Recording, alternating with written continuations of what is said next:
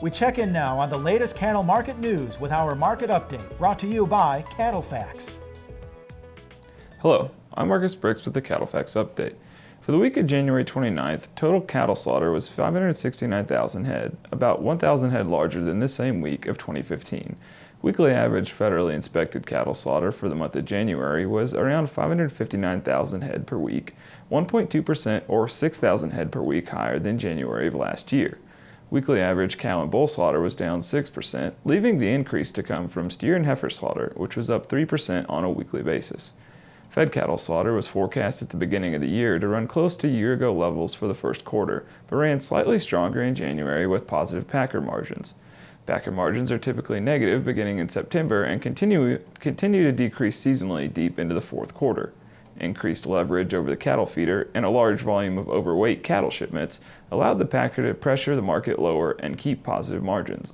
CattleFax estimates packer margins averaged about $29 per hundredweight in the fourth quarter 2015 versus the 5-year average of negative $32 per hundredweight. Margins were still unseasonably high this January, incentivizing the packer to increase slaughter as fed supplies would allow.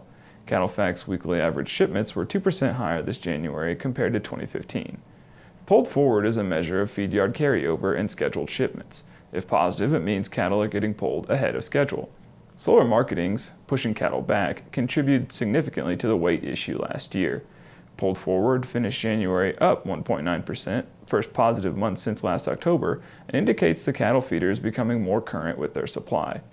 Packer margins will enter negative territory in February with weakening box beef values and strengthening fed cattle prices in a weather-influenced cash market.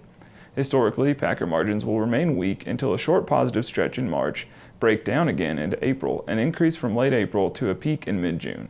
For the Angus Report and CattleFax, I'm Marcus Briggs. The CattleFax segment is brought to you by AgriClear. Buy and sell cattle in the United States and Canada with anyone, anywhere, anytime, with confidence. AgriClear, cattle marketing on your terms. Visit www.agriclear.com.